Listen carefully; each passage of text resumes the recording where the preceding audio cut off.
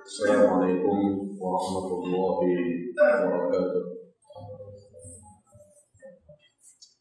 Innal hamdalillah nahmaduhu wa nasta'inuhu wa nastaghfiruh wa na'udzu billahi min shururi anfusina wa min sayyiati a'malina. Man yahdihillahu fala mudilla lahu wa man yudlilhu fala hadiya lahu. Asyhadu an la ilaha illallah wahdahu la syarika lahu وأشهد أن محمدا عبده ورسوله. اللهم صل على محمد وعلى آله وصحابته ومن سار على نهجه واهتدى بهديه واستنى بسنته إلى يوم القيامة. يا أيها الذين آمنوا اتقوا الله حق تقاته ولا تموتن إلا وأنتم مسلمون. أما بعد فإن أصدق الحديث كتاب الله وخير الهدي هدي محمد صلى الله عليه وسلم وشر الأمور محدثاتها فإن كل محدثة في الدين بدعة وكل بدعة ضلالة وكل ضلالة في النار. اللهم علمنا بما ينفعنا وانفعنا بما علمتنا وزدنا علما وتوفيقا وأعنا بالصالحين. Masyaallah muslimin jamaah salat maghrib rahimani wa rahimakumullah. Alhamdulillah, pada kesempatan ini kita kembali melanjutkan majelis kita pada penjelasan kitab Al-Fiqhul Muyassar fi Dhawil Kitab wa Sunnah. Dan alhamdulillah saat ini kita sedang berada pada bab tentang an-nafaqah, tentang nafkah. Dan pada pertemuan yang sebelumnya telah kita jelaskan bahwa nafkah yang diberikan itu berupa makanan pokok, pakaian, dan tempat tinggal serta hal-hal yang menyertainya. Dan di dalam penjelasan para fuqaha di sana disebutkan ada beberapa jenis nafkah. Di kitab Fiqhul Muyassar disebutkan ada 4 jenis. Yang pertama dan yang kedua itu telah kita jelaskan, dan juga yang ketiga yaitu nafkah seseorang kepada dirinya, kemudian nafkah seorang anak kepada ayah, ibu, kakek dan neneknya, dan nafkah seorang ayah kepada anak-anaknya. Sedangkan yang akan kita bahas pada kesempatan ini adalah yang keempat, yaitu nafkatus zaujah, nafkah kepada nafkah yang Allah Subhanahu wa taala wajibkan kepada suami atas istrinya.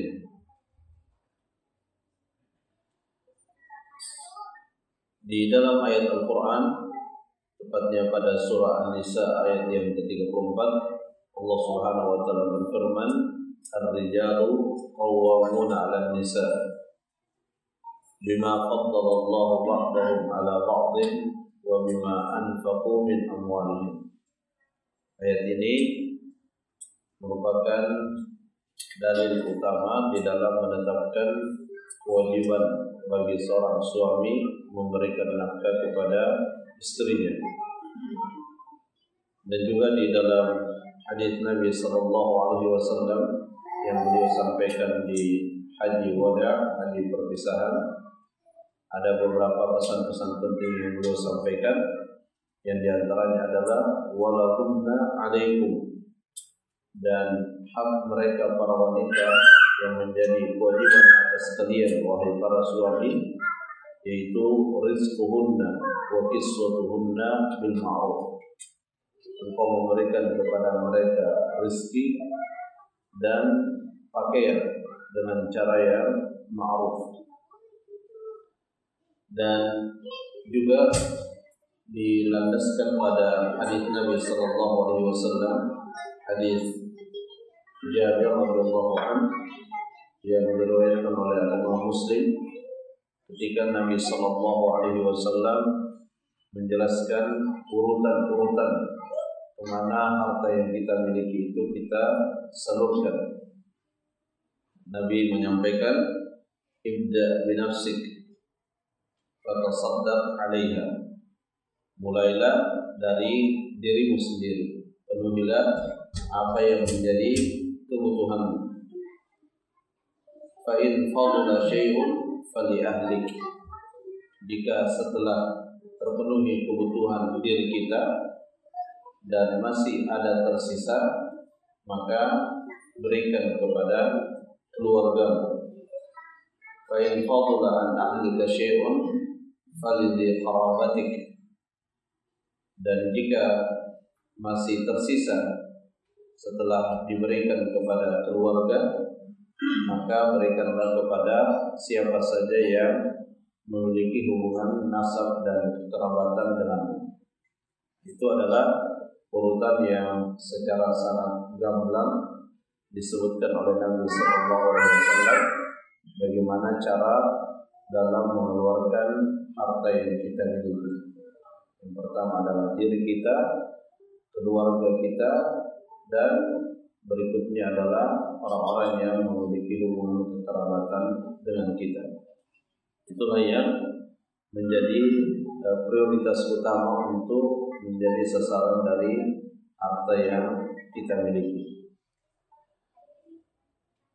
Kemudian juga di hadis Aisyah radhiyallahu anha ketika menceritakan tentang apa yang dialami oleh istri dari Abu Sufyan, yaitu Hindun, di mana Nabi SAW memberikan solusi kepada Hindun, di mana Hindun merasa bahwa apa yang diberikan oleh suaminya itu tidak cukup untuknya dan untuk anak-anaknya. Maka kata Nabi SAW, "Khudhi wa waladaki ma yakfiki bil ma'ruf." Ambillah dari harta suamimu meskipun engkau tidak minta izin kepadanya, sejumlah yang mencukupi kebutuhanmu dan kebutuhan anak-anakmu. Dan ini adalah mengisyaratkan bahwa seorang suami wajib memberikan nafkah kepada istrinya. Dan ketika seorang suami tidak memberikan nafkah yang cukup bagi istrinya, padahal dia memiliki kemampuan, maka Nabi SAW mentolerir jika seorang istri mengambil meskipun tidak atas izin suaminya, selama yang diambil itu dengan cara yang ma'ruf. Ma'ruf itu ukurannya adalah tidak berlebih-lebihan. Jadi dia ambil sejumlah yang mencukupi kebutuhannya tanpa berlebih-lebihan.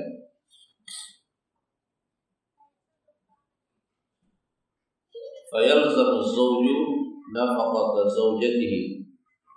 Jadi berdasarkan dalil-dalil yang tadi telah kita sebutkan, maka tersimpulkan bahwa wajib bagi seorang suami memberikan nafkah kepada istrinya, utan wa sukna wa kiswatan bima yasluhu limithliha, berupa makanan, kemudian makanan pokok dan tempat tinggal yang patut untuk orang yang seperti keadaan istrinya. Di sini para ulama membahas kadar yang diberikan kepada kadar yang diberikan oleh seorang suami kepada istrinya. Ada di antara ulama yang mengatakan bahwa yang dilihat itu adalah keadaan istrinya.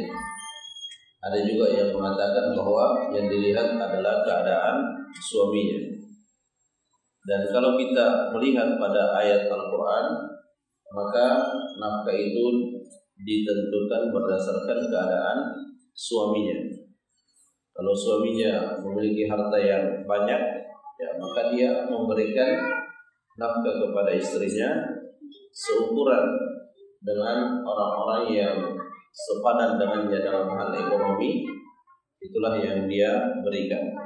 Tapi ketika seorang suami itu hanya pas-pasan, maka yang dia berikan juga sesuai dengan kemampuannya. Allah Subhanahu wa taala dalam Al-Qur'an berfirman, "Liyunfiq dzu sa'atin min sa'ati." Hendaklah seseorang itu memberikan nafkah sesuai dengan keluasan yang dia miliki. Sehingga yang menjadi patokan berkaitan dengan besar kecilnya jumlah nafkah yang diberikan kepada seorang istri itu adalah keadaan suaminya. Jadi meskipun misalnya seorang istri ini berasal dari keluarga yang kaya raya, tetapi suaminya tidak seperti itu, maka nafkah yang diberikan itu sesuai dengan kemampuan suaminya, dan sang suami tersebut tidak dituntut untuk memberikan nafkah sesuai dengan keadaan istrinya. Kemudian dijelaskan juga, wa hadhihi an-nafaqatu tajibu liz-zawjati allati fi ismatihi, dan kewajiban memberikan nafkah kepada seorang istri ini adalah wanita yang benar-benar masih berstatus sebagai seorang istri bagi laki-laki tersebut. Wa kadzal mutallaqa talaqan raj'iyyan. Demikian pula halnya seorang istri yang telah ditalak tetapi status talaknya itu masih talak raj'i, talak yang masih memungkinkan terjadinya rujuk. Maka sang istri itu masih memiliki hak untuk mendapatkan nafkah dari suami yang mentalaknya selama si istri tadi status talaknya adalah talak raj'i.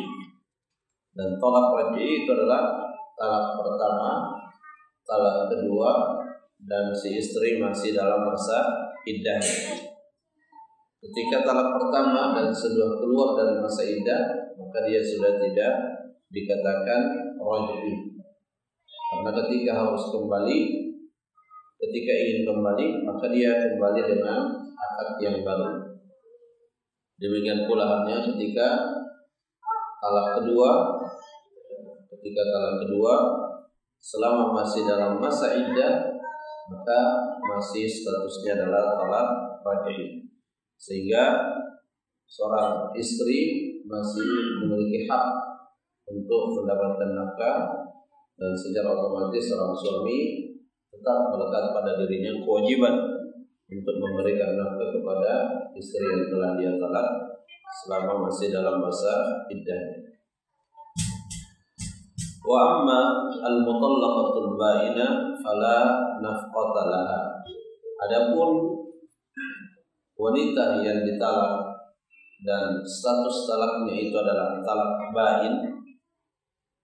Talak ba'in itu ada dua kategori, bisa talak pertama dan kedua tapi sudah keluar dari masa iddahnya, dan juga bisa talak yang ketiga.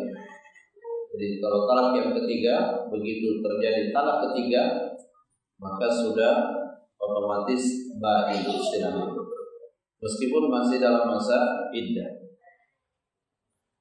Fala nafaqata laha wala sunnah. Kalau seorang wanita itu status talaknya sudah meningkat pada level ba'in, ba'in tadi sudah kita jelaskan kriterianya, yaitu talak 1 atau talak 2 yang sudah habis masa iddahnya, atau talak 3 meskipun masih dalam masa iddah. Itu dua-duanya disebut dengan talak ba'in. Nah, kalau status talak seorang wanita itu adalah ba'in, maka tidak ada hak untuk mendapatkan nafkah, dan juga tidak ada hak untuk mendapatkan tempat tinggal. Dan ini pendapat yang mu'tamad di dalam mazhab Al-Hanabilah. Illa an takuna hamilan falaha an-nafaqah. Kecuali yang bain ini dalam keadaan hamil dan permasalahan yang dimana wanita yang ditalak bain itu dalam keadaan hamil itu akan terjadi pada wanita yang ditalak 3. Kalau ditalak 1, talak 2, otomatis kalau dia hamil berarti masih dalam masa iddah. Jadi misalnya begini, ada wanita ditalak, begitu ditalak pada hari pertama sampai mungkin 1 bulan belum ketahuan hamilnya.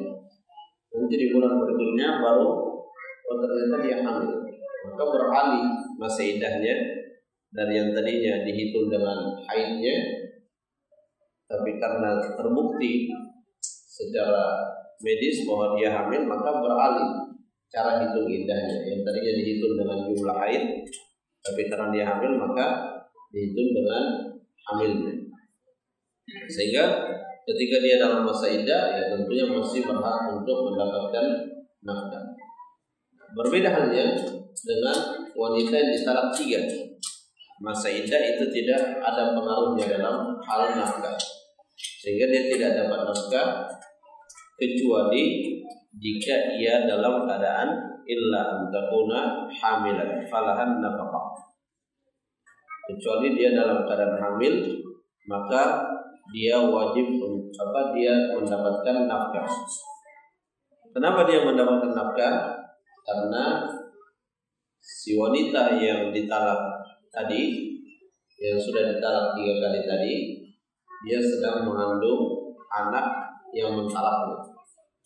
Dan yang mentalaknya ini tentunya berkewajiban untuk memberikan nafkah kepada janin yang ada di dalam kandungan wanita itu. Dan tidak ada cara untuk memberikan nafkah kecuali memberikan nafkah kepada ibunya. Sehingga Allah Subhanahu wa taala dalam Al-Qur'an berfirman, "Wa in kunna ulati hamlin," dan jika wanita-wanita yang ditalak itu adalah wanita yang sedang hamil, fa anfiqu 'alaihinna hatta yadhna hamlahun, maka berikanlah kepada mereka nafkah hingga mereka melahirkan.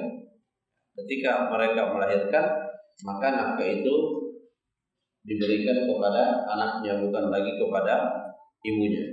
Tapi selama masih dalam kandungan, ya otomatis diberikan kepada ibunya. Ya, kenapa? Karena ibunya ya tidak mungkin nafkah itu sampai kepada janinnya kecuali melalui ibunya. Kemudian yang juga disebutkan dalam pembahasan ini yaitu nafqatul mamali wal bahai, nafkah yang diberikan kepada budak dan juga kepada hewan ternak. Budak sebagaimana yang biasa kita jelaskan secara singkat, ini salah satu yang diatur di dalam agama kita. Jadi Islam tidak mendukung perbudakan, tetapi Islam mengatur perbudakan. Dan pintu perbudakan itu hanya 1 pintu masuknya, sedangkan pintu keluarnya itu sangat banyak. Hampir semua kafarat di dalam agama kita itu selalu ada opsi memerdekakan budak. Dan di dalam agama Islam terdapat aturan yang sangat ketat berkaitan dengan budak ini, terutama dalam hal nafkahnya, di mana orang yang memiliki budak itu wajib memberikan nafkah kepada budaknya.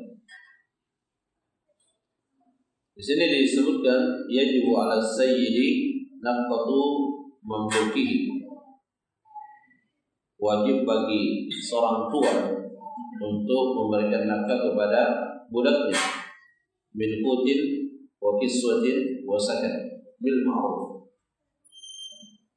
Adapun bentuk nafkahnya itu adalah makanan pokok, kemudian pakaian dan juga tempat tinggal dengan cara yang ma'ruf. Allah Subhanahu wa taala berfirman, "Qad alimna ma faradna 'alaihim fi azwajihim wa ma malakat aymanuhum." Jadi budak ini tidak, ya kalau dalam Islam seorang budak meskipun kedengarannya itu berada pada strata sosial yang sangat rendah, tetapi itu tidak berarti bahwa mereka leluasa untuk kemudian dizalimi dan tidak dipenuhi hak-haknya. Dia tetap dipenuhi hak-haknya. Karenanya kita dapati di dalam sejarah tidak sedikit di antara para ulama-ulama besar itu berlatar belakang sebagai seorang budak. Atau bin Abi Rawah, Hasan al-Basri, Sulaiman bin Yasar, dan banyak dari para ulama yang kalau kita telusuri biografi dan sejarah hidup mereka, mereka sebagian adalah budak atau keturunan budak. Itu menunjukkan bahwa hak-hak mereka sedikit pun tidak terkurangi dengan seterusnya selama yang digunakan itu adalah aturan dalam agama Islam. Kemudian dalam hadis Nabi SAW juga disebutkan lil mamluki ta'amuhu wa kiswatuhu. Seorang budak itu punya hak untuk mendapatkan makanan dan pakaian. Wa yajibu ar-rifqu bihim wa 'adamu tahmilihim fawqa taqatihim. Dan wajib, selain wajib memberikan nafkah, juga wajib bersikap lembut kepada mereka dan tidak membebani melebihi daripada kemampuannya. Nabi SAW bersabda di dalam hadis yang diriwayatkan oleh Imam Muslim, "Wala tukallifuhum ma yaghlibuhum." Dan jangan kalian membebani mereka para budak itu dengan apa yang di luar dari kesanggupannya. Fa in kallaftumuhum fa'inuhum. Jika engkau membebaninya dengan sesuatu yang sangat berat, maka bantulah dia. Jangan dibiarkan dia sendirian memikul beban yang sangat berat itu. Bantu dia. Kemudian yang juga diwajibkan bagi seorang tuan kepada budaknya itu adalah tazwijul mamluki wa inkahuhu. Menikahkan budak yang mereka miliki, baik budaknya itu laki-laki ataupun perempuan. Intolaba raqiqu nikahan zawwajahu sayyiduhu. Kalau budaknya minta kepada tuannya agar dinikahkan, maka tuannya diwajibkan untuk menikahkannya. Allah Subhanahu wa taala berfirman dalam Al-Qur'an, "Wa ankihul ayama minkum." Dan nikahkanlah orang-orang yang belum memiliki pasangan dari kalian, was-salihina min ibadikum wa imaikum, dan orang-orang saleh dari hamba-hamba sahaya kalian. Kenapa diperintahkan? Karena dikhawatirkan ketika dia minta untuk dinikahkan lalu tidak dinikahkan, dikhawatirkan budak itu terjatuh di dalam perbuatan-perbuatan keji, perbuatan-perbuatan yang bisa merusak kehormatan dirinya sebagai seorang muslim. Kemudian yang terakhir yaitu nafqatul bahaya, memberikan nafkah kepada hewan ternak. Yajibu ala man malaka bahimatan yut'amuha. Wajib bagi siapa saja yang memiliki hewan peliharaan untuk memberikan nafkah kepadanya. Wasabyuhuma wal qiyam bi syu'uniha. Memberikan makanan dan hal-hal yang dibutuhkannya. Di dalam hadis Nabi sallallahu alaihi wasallam sebutkan, hadis yang juga diriwayatkan oleh Imam Muslim, dakhalat imra'atun an-nara fi harratin ramatha. Ada seorang wanita yang masuk neraka itu penyebabnya karena seekor kucing yang dia ikat. Dia kurung, fala hiya at'amatha. Dia tidak memberikan makanan, dia kurung tapi tidak kasih makanan. Wala hiya arsalatha, tidak juga dia lepaskan, dia ikat. Wala hiya arsalatha ta'kulu min khashashil ardh. Dia tidak lepaskan supaya bisa makan dari makanan-makanan yang ada di permukaan bumi. Hatta matat hazlan, sampai kucing itu mati dalam keadaan sangat kurus karena tidak diberi makan. Beda halnya ketika dikurung diberi makan ternyata mati. Ini tentunya tidak masuk di dalam ancaman ini, kecuali ada unsur-unsur kelalaian yang menjadi penyebab mestinya dia lakukan ini tapi dia tidak melakukannya. Nah, apa yang disebutkan oleh Nabi Shallallahu Alaihi Wasallam berkaitan dengan kisah tadi, di mana seorang wanita masuk neraka karena seekor kucing. Ini disimpulkan darinya oleh para ulama bahwa wajib memberikan nafkah kepada hewan yang dimiliki, karena ketika suatu perbuatan yang ditinggalkan menjadi sebab masuk neraka, berarti mengerjakan perbuatan itu hukumnya wajib. Tidak ada orang masuk neraka karena dia meninggalkan sesuatu yang sunnah, kecuali kalau dia mengingkari sunnah itu. Selama dia mengakuinya, dia meninggalkannya, tidak menyepelekannya, maka itu tidak mengakibatkan dosa sehingga tidak mengakibatkan dia dimasukkan ke dalam neraka.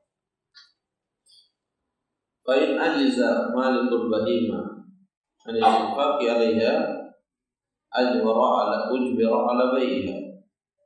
Jika seorang pemilik hewan itu tidak sanggup memberikan makanan kepada hewan yang dia miliki, maka dia dipaksa untuk menjualnya. Karena dia sudah tidak sanggup untuk memberikan makanan. Au tajiriha au zabhiha in kanat mimma yu'kal. Atau dia sewakan supaya hasil sewanya bisa digunakan untuk membeli makanan. Misalnya dia punya sapi, dia sewakan untuk membajak. Au dhabaha in kanat mimma yu'kal, atau diperintahkan untuk menyembelihnya kalau itu adalah hewan yang halal untuk dimakan dagingnya. Lianna baqa'a fi milkihi ma'adam al-infaqi 'alaiha dhulm. Karena tetapnya hewan itu berada dalam kepemilikan orang tersebut tanpa dia memberikan nafkah kepadanya, itu adalah bentuk kezaliman. Jadi dalam Islam, sandar zalim itu tidak hanya kepada sesama manusia, tidak hanya kepada sesama muslim, kepada sesama manusia, tapi sesama hewan pun Islam melarang umatnya untuk melakukan tindak kezaliman. Makanya sangat aneh kalau kemudian Islam itu dianggap sebagai agama yang menjadi sumber teror. Tidak mungkin. Ketika itu ada, maka itu adalah bentuk kesalahpahaman terhadap Islam. Karena Islam tidak menyukai yang namanya kezaliman. Jangan menteror manusia, hewan pun dilarang. Makanya dalam menyembelih sekalipun tidak boleh kita menteror hewan. Nabi mengatakan, wa idza dzabhtum fa ahsinul dzibha. Kalau mau menyembelih maka sembelih dengan cara yang baik. Nabi secara melarang kita mengasah pisau yang akan kita gunakan untuk menyembelih di depan hewan yang akan kita sembelih, karena itu adalah teror. Dalam Islam, hewan saya tidak boleh diteror, apalagi menteror manusia. Sehingga tidak mungkin ada ajaran teror di dalam agama Islam. Kalau ada, maka itu adalah bentuk kesalahpahaman. Kecuali dalam konteks sedang berperang. Sedang berperang ya otomatis. Sebagaimana musuh menteror kita, kita juga menteror musuh. Tapi dalam keadaan damai tidak. Dan kita lihat sejarah Nabi SAW di Madinah, ya, beliau hidup berdampingan dan tidak ada Nabi SAW dan para sahabat kemudian melakukan teror kepada pemeluk agama lain. Yang ada itu ketika memang sedang terjadi peperangan. Nah, itu beberapa permasalahan yang bisa kita jelaskan berkaitan tentang nafkah. Dan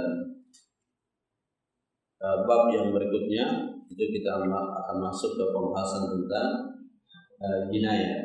Ya, jinayah ini kalau dalam bahasa kita itu adalah ini hukum pidananya Islam. Jadi kalau muamalat itu hukum perdatanya, maka jinayah ini adalah hukum pidana. Baik, itu yang bisa kita jelaskan. Dan jika ada hal yang ingin ditanyakan berkaitan dengan apa yang telah kita sampaikan, dipersilakan. Sekiranya tidak ada, kita akan lanjutkan ke pembahasan yang berikutnya. Wallahu ta'ala a'lam.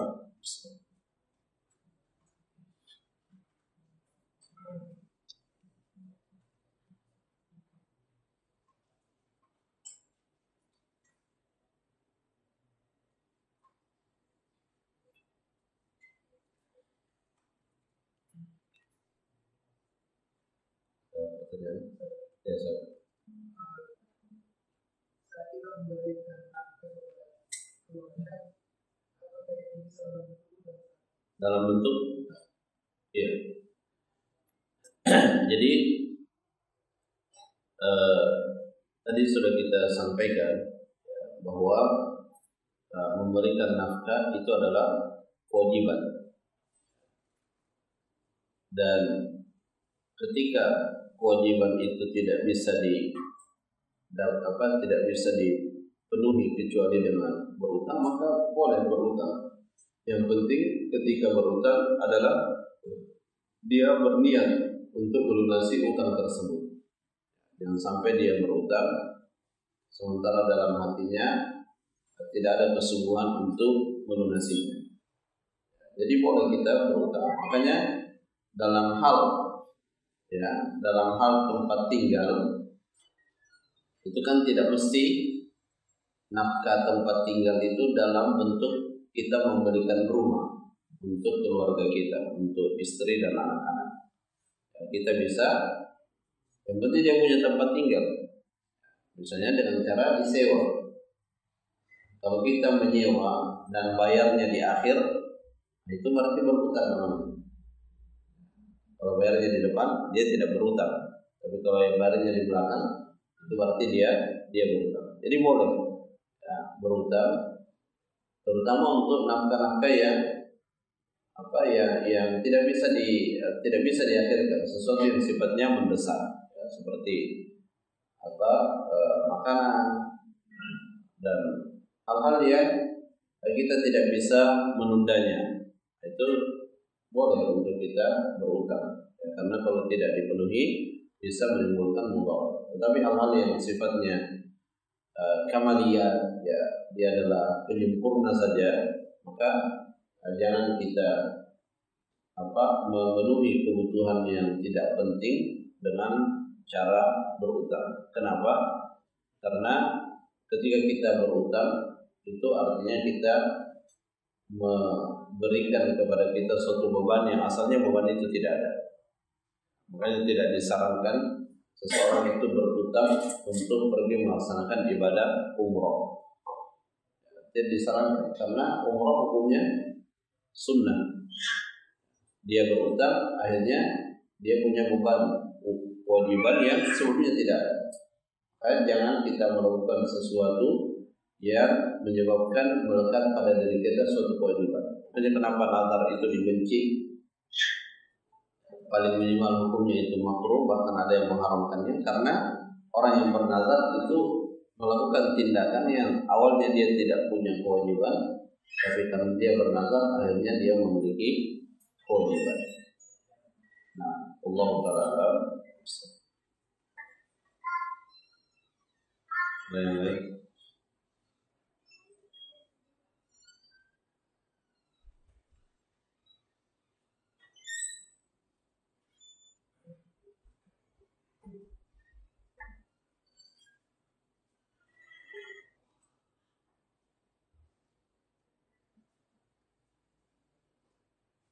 Lalu kita lanjut sedikit ke pembahasan tentang jinayat dan hal yang kita syukuri jinayat ini termasuk yang dipelajari di perguruan tinggi. Jadi fikih jinayat meskipun tidak diberlakukan tapi masih dipelajari. Dan kalau sesuatu itu dipelajari dan resmi, itu masih ada peluangnya untuk kemudian dijadikan sebagai rujukan. Fikih jinayat itu salah satu mata kuliah wajib di fakultas-fakultas tertentu, terutama fakultas syariah. Itu biasanya fikih jinayat termasuk mata kuliah utama yang harus diajarkan. Dan alhamdulillah seperti yang pernah kita sampaikan bahwa kalau untuk hukum keluarga itu sudah ada secara resmi di negara kita, itu ada rujukannya, namanya kompilasi hukum agama Islam, kompilasi hukum Islam. Itu yang jadi rujukan dalam berkaitan dengan hukum keluarga. Jadi pengadilan agama itu kalau memutuskan persoalan-persoalan yang berkaitan dengan hukum keluarga, itu salah satu rujukannya itu adalah kompilasi hukum Islam. Terlepas pendapat apa yang dibuatkan di dalam kitab itu, yang jelas itu adalah merujuk pada fikih Islam.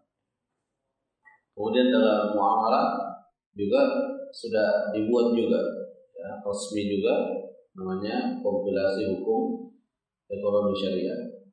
Dan itu menjadi rujukan pengadilan agama ketika memutuskan permasalahan-permasalahan yang berkaitan dengan syariat.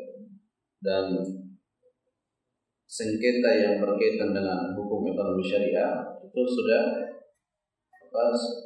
wajib, ya, statusnya wajib untuk diselesaikan melalui pengadilan agama. Kalau sebelumnya itu masih diberikan pilihan mau ke pengadilan niaga atau agama, sekarang sudah diwajibkan harus melalui pengadilan agama.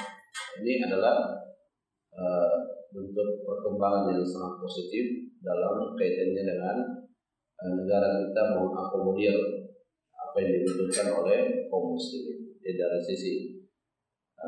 Jadi kalau kita lihat susunan fikih dalam susunan fikih, misalnya dari sholat alhamdulillah difasilitasi waktunya di masjidnya dan semuanya dan sebagainya, itu sangat diperhatikan oleh negara. Kemudian zakat, ada undang-undang zakat, ada bahkan Basnas, ya, Badan Amil Zakat Nasional, artinya diperhatikan. Kemudian puasa, ya, selalu ada dalam memulai dan mengakhiri, ya, ada dibuat aturan-aturannya dan terlihat syariat itu. Kemudian dalam hal zakat haji, ya, haji lebih jelas lagi. Ya, terlepas kekurangan yang ada di dalamnya, tapi secara formal itu negara mengakomodir, bahkan memberikan fasilitas demi terlaksananya itu semua.